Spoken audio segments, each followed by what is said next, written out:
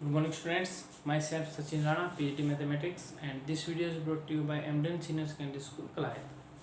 तो आज हम 7th क्लास में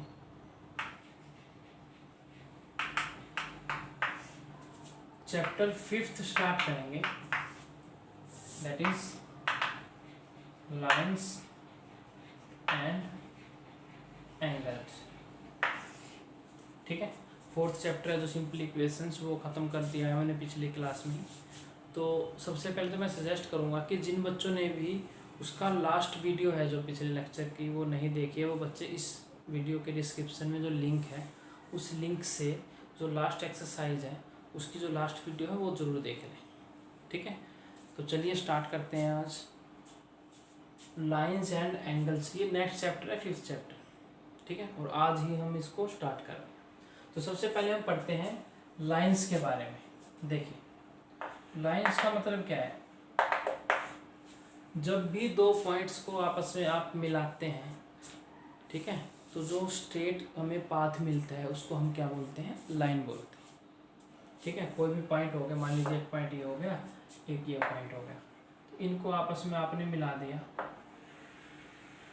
तो जो भी ये पाथ बन गया आगे तक, इसको हम क्या बोलते हैं? एक लाइन बोलते हैं। और एक चीज़ ध्यान रखें, जो लाइन होती है ना, ये बहुत पतला एक रास्ता होती है। ठीक है, इसकी ब्रेथ नहीं होती है। एक तो ये इसकी कोई लेंथ नहीं होती क्योंकि ये इन्फिनिटी तक जाती है बिल्कुल लाइन, तो एंडलेस, ख़त्म नहीं होती कहीं पे। ठीक है, ब्रेथलेस, इसकी कोई चौड़ाई भी नहीं होती, बिल्कुल पतली एक जो पाथ होती है उसको हम क्या बोलते हैं? लाइन बोलते हैं। ठीक, अब लाइन में एक्चुअली क्या है, जब भी हम पर्टिकुलर फिक्स कर देते हैं कोई पॉइंट्स, जैसे मैंने क्या किया कि मान लो एक पॉइंट ए ले लिया और एक पॉइंट बी ले लिया, ये भी दो पॉइंट हैं और इनको मैंने मिला दिया आपस में, तो ये जो ए बी बना इसे हम बोलेंगे लाइन सेगमेंट। ठीक है, मतलब अगर पर्टिकुलर दो पॉइंट्स के बीच में आप एक स्ट्रेट पाथ निकालते हैं, that will be the line segment. ठीक है, लाइन सेगमेंट में आप ऐसे याद रख सकते हैं कि लाइन सेगमेंट में आपको इनिशियल और फाइनल पॉइंट पता होता है कि कहाँ से स्टार्ट करना है, कहाँ तक जाना है। लेकिन लाइन है जो, वो जैसे कि मैंने लिख रखा है एंडलेस है, एंडिंग नहीं पता उसकी, ना स्टार्टिंग पता, वो दोनों तरफ ऐसे हमने बढ़ा दी, वो क्या बन गई? एक लाइन बन गई। ठीक है, तो जब भी हम लाइन के बारे में पढ़ते हैं तो लाइन सेगमेंट भी हमें पता होनी चाहिए। तो ये तीन चीज़ें होती हैं, तो इनके बारे में ज़रा एक बार मैं डायग्राम से समझा देता हूँ, आपको समझ में आ जाएगा। एक तो होता है लाइन, एक होती है लाइन सेगमेंट,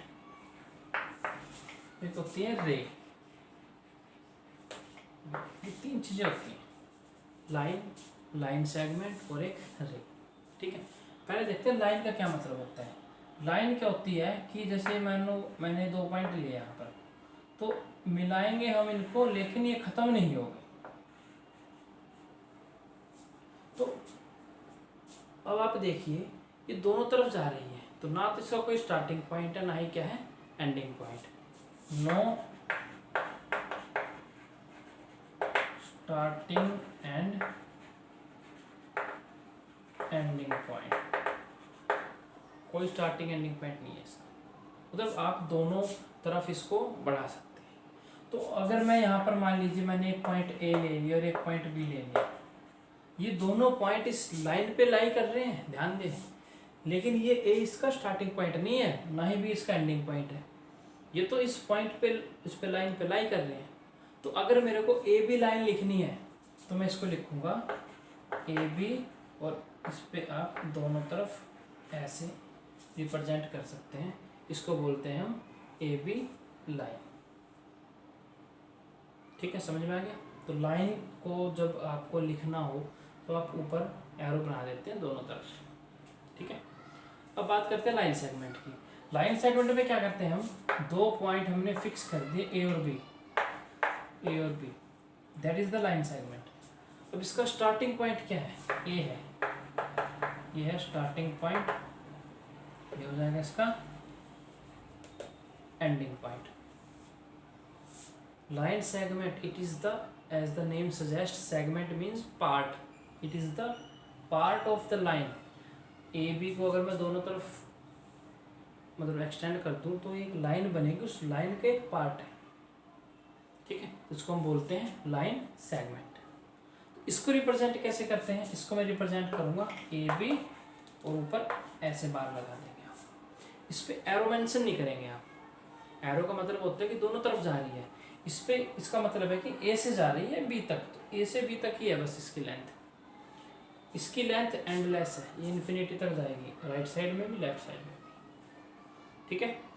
तो ये होगी लाइन, ये हो गया लाइन सेगमेंट। अब बात करते हैं रे की।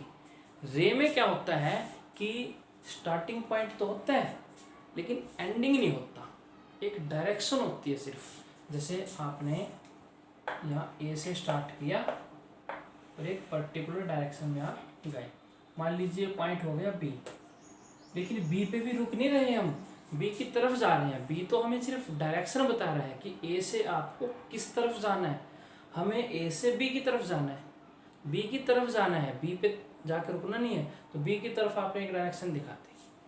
तो अगर आपको ए बी रे को रिप्रेजेंट करना है तो हम ऐसे करेंगे, ए बी और एरो लगा देंगे, इट रिप्रेजेंट्स ए बी रे, ठीक है। तो ये मैंने आपको बताया है लाइन के बारे में, लाइन, लाइन सेगमेंट और रे, ठीक है, समझ में आ गया। अब बात करते हैं एंगल्स के बारे में, लाइन के बारे में तो हो गया, अब बात करते हैं एंगल्स के बारे में कि एंगल्स क्या होते हैं। देखिए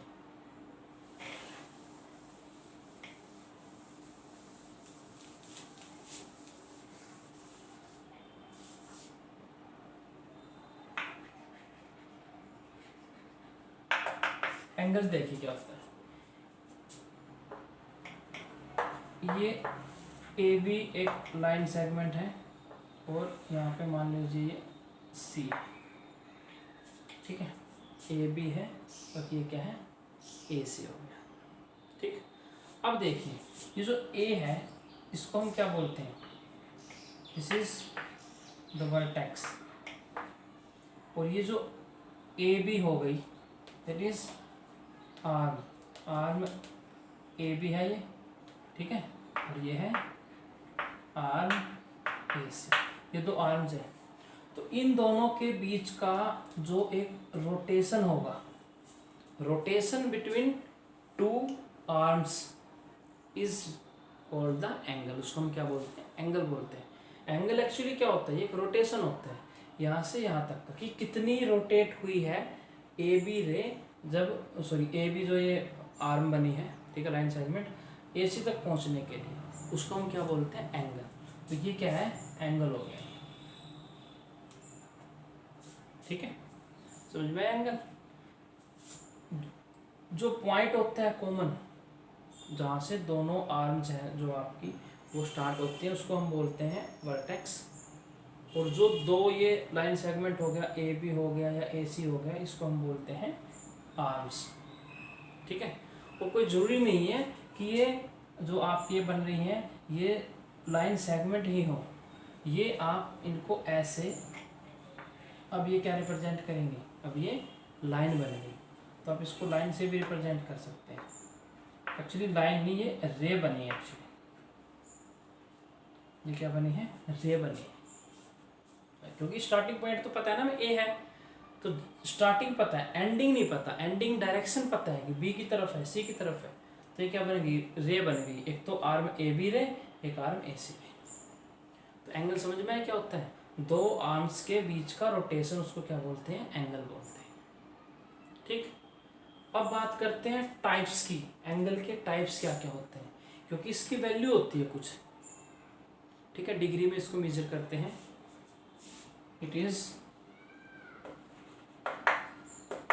मेनली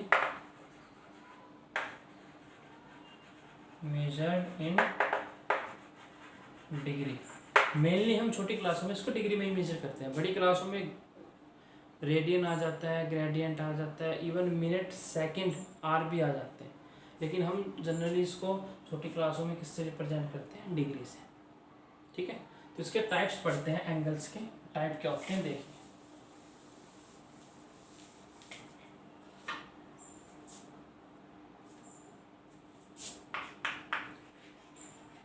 टाइप्स ऑफ एंगल्स, सबसे पहले आता है एक्यूट एंगल। जो एंगल 90 डिग्री से कम होता है उसको हम क्या बोलते हैं, acute angle.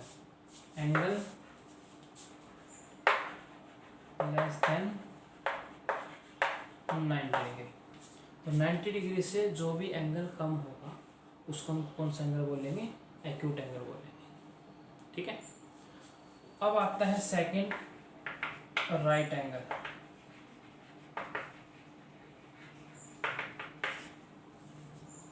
Angle having value 90 degree, जो 90 डिग्री का होगा उसे हम क्या बोलते हैं, राइट एंगल बोलते हैं। जो एक्यूट एंगल है जनरली वो ऐसे बनेंगे, ये बन गया, ये बन गया, ठीक है, और राइट एंगल बनेगा वो बिल्कुल ऐसे बनता है 90 डिग्री में। ठीक है, तो एक्यूट हो गया, राइट हो गया। उसके बाद आता है obtuse angle.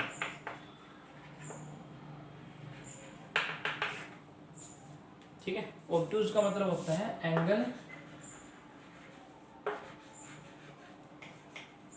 Greater than 90 degree and less than 180 degree. Angle मैंने बोला था लेस देन 90 डिग्री है, और एक और चीज़ होती है इसमें, इसी में लिखेंगे हम ग्रेटर देन 0 डिग्री। नेगेटिव नहीं लेते हम, इसलिए एक्यूट एंगल होता है 0 से बड़ा 90 से छोटा। ठीक है, 90 डिग्री वाला हो जाता है राइट एंगल, 90 से बड़ा और 180 से छोटा उसको हम क्या बोलते हैं, ऑब्ट्यूज एंगल। ये कुछ ऐसे बनता है, ऐसे बनेगा। ठीक है, समझ में आ गया। अब 180 पे जो होता है उसको हम बोलते हैं straight angle. Angle having value 180 degree, तो ऐसे जो बना होता है ये ऐसे बनेगा। ठीक है, ये अगर ए है, ये बी हो गई, ये सी, ये दो आर्म हैं ए बी और ए सी। ठीक है, ये बिल्कुल ऐसे लाइन बना देती हैं, तो उसको कौन सा एंगल बोलते हैं, 180 डिग्री का, जिसका नाम है स्ट्रेट एंगल। ठीक है, तो acute angle, right angle, obtuse angle और straight angle. Now pause the video and note it down.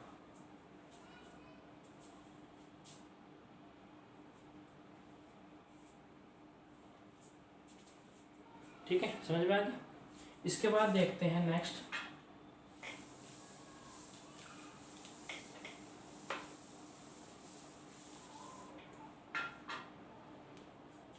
Next आता है